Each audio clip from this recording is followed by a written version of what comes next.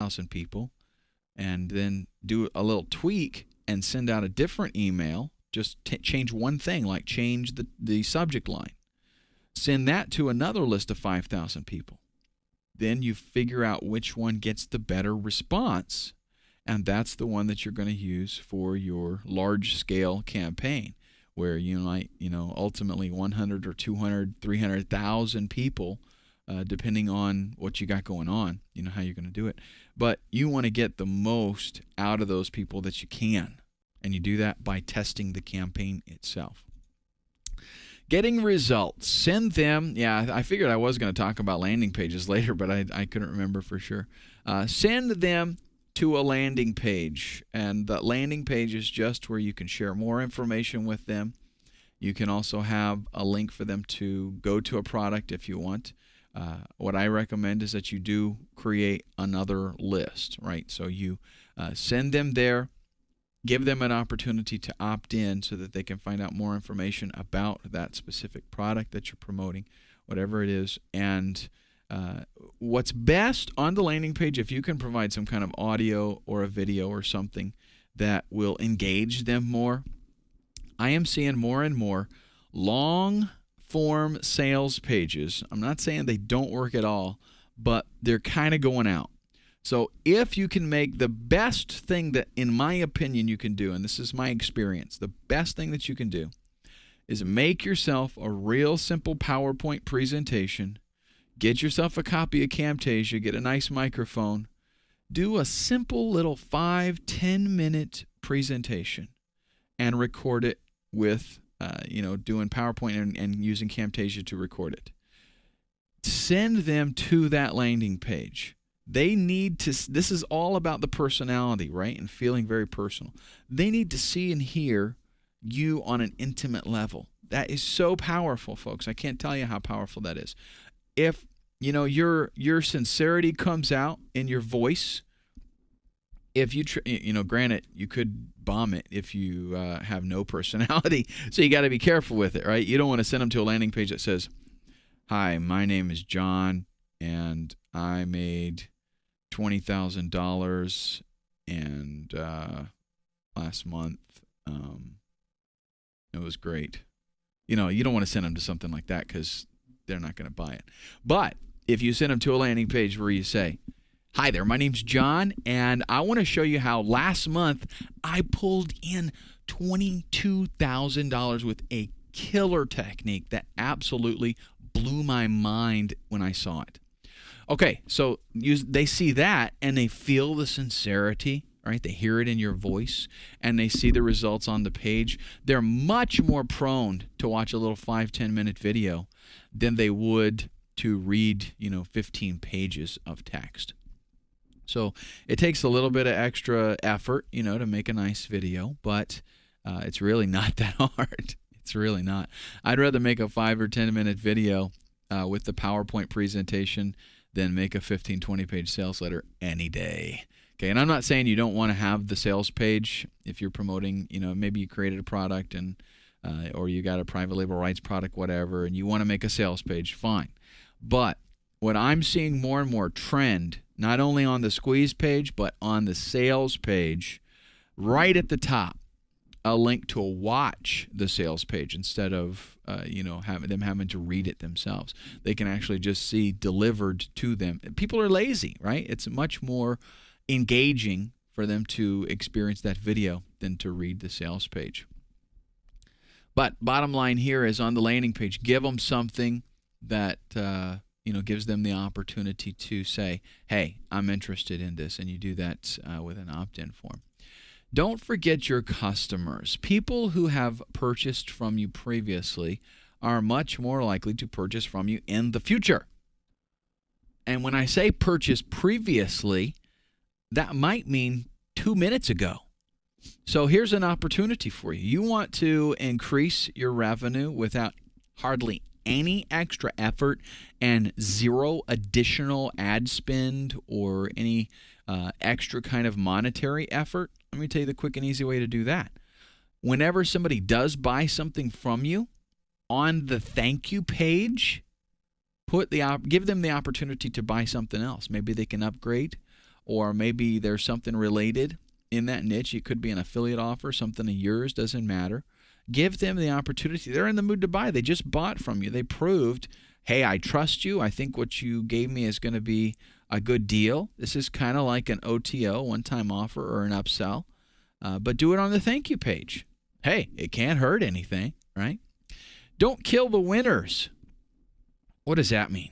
That means if you sign up for let's say, some type of list rental thing, or a newsletter mailing or something where you can pay and send out an email. They'll send it out on your behalf, right? Or you've got a JV partner that sends out an email for you. If that's working for you, then don't stop it.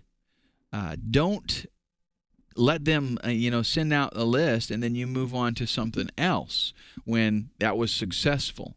So in other words, if they do it and they mail out and they make you $5,000, $6,000, $7,000 off of that one mailing, try it again. Use the same source, same list, and see if you get any kind of response. It's not just like a one-off thing, like they send it out one time and that's all that you're going to get. You can't think, well, everybody who would have bought from me bought from that mailing. No, that's not the case. I mean, I can't even tell you. I can't even begin to tell you. I've got JV partners that send out to their list, make a few $1,000s, like that's their commission, just from sending out one email, and then they do it the next month. They send it out again. They make another few $1,000s in commission.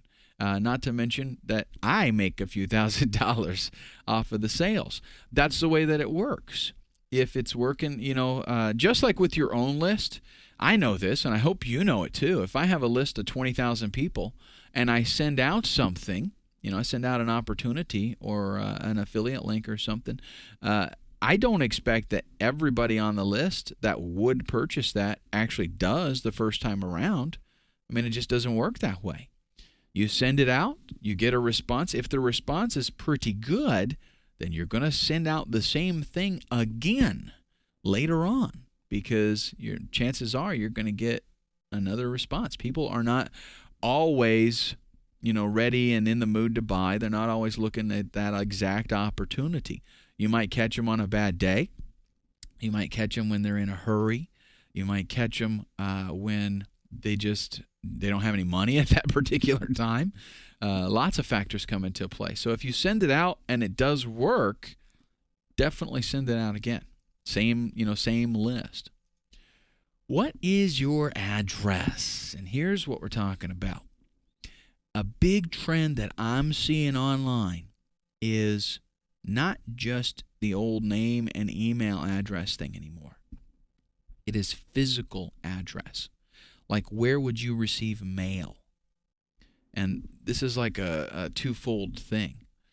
Not only is it going to be beneficial to be able to market to the people by sending them something in the mail, and I'll talk about that in a second, but also they're demonstrating a much higher level of trust by giving you that type of information. Here's the best way to do that. Come up with something that has to be mailed, like physically mailed. That could be a free CD or DVD. It could be a free report, something that you've put together that's actually printed out and you're not offering it as a download. Tell them, I want to give you this free DVD on how I made $1 million in 1 year doing whatever, some kind of tactic. And say, I need your address to ship it. Okay? That's simple enough, makes sense, right? Got to have my address in order to ship me the DVD.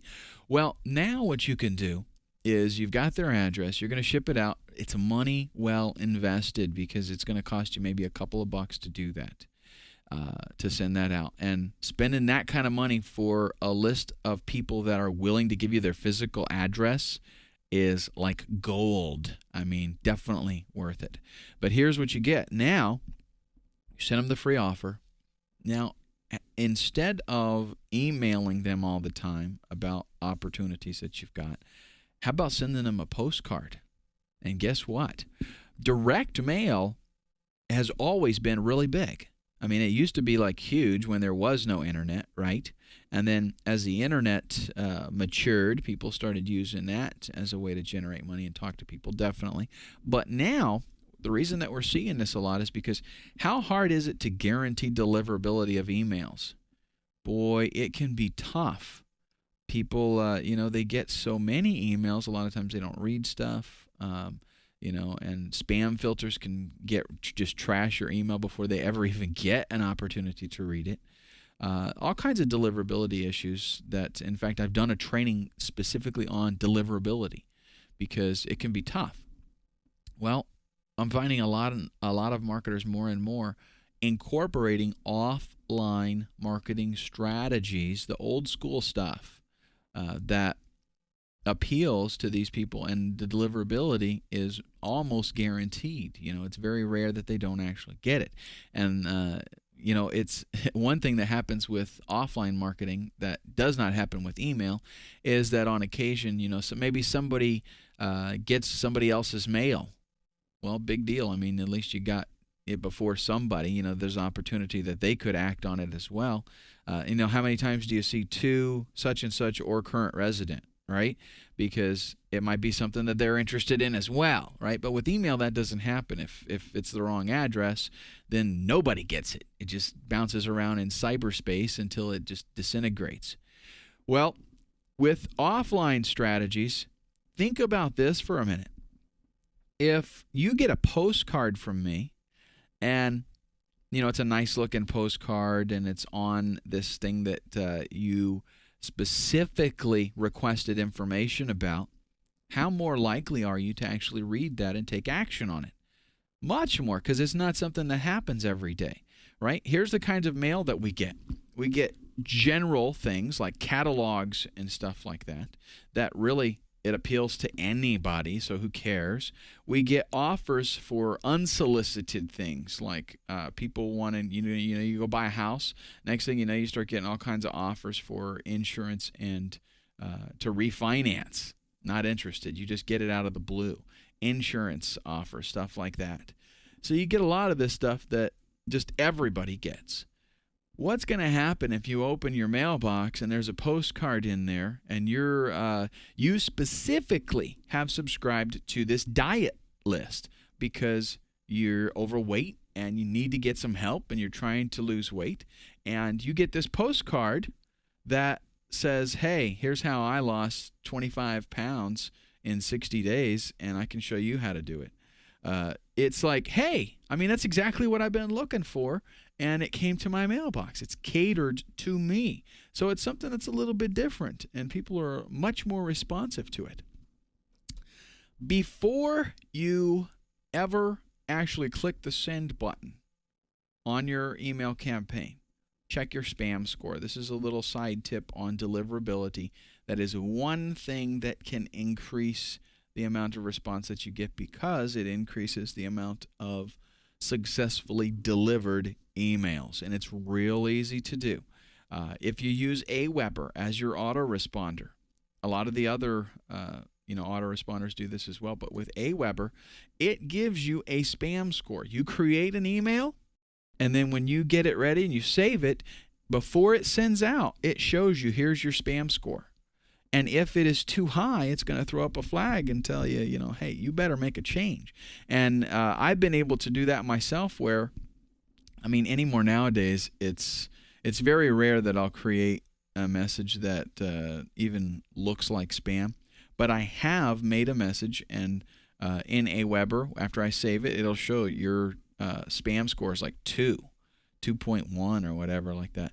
And all I got to do is go back in, do a few little tweaks and changes, save it, come back out. Oh, your spam score is 0.3, and it's perfectly fine. It's going to send out. You're not going to have to worry about deliverability issues. So that's one quick and easy way to increase your response rate, is by increasing the successful delivery rate. So I hope that was helpful to you. I guarantee if you implement these strategies into your marketing campaign, you're going to start seeing more emails get opened. You're going to start seeing more actions being taken, and bottom line, more revenue. Let's move on to the next video.